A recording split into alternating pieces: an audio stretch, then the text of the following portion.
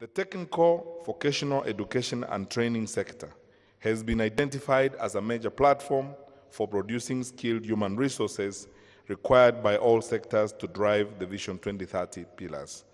The TVET sector, however, has in the past decades lagged behind, but with government focus and thorough support by partners like Equity, we are beginning to make gains in rejuvenating TVET and equipping trainees who are ready to contribute to our nation's development agenda.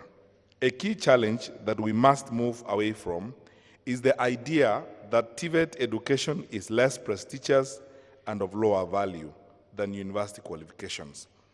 This notion is wrong, and there is indeed need for change of mindset among all Kenyans and especially the youth.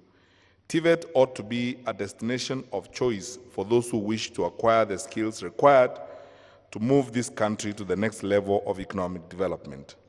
As a matter of fact, evidence suggests that TVET education is as of equal value and in some cases even more valuable than a traditional university degree.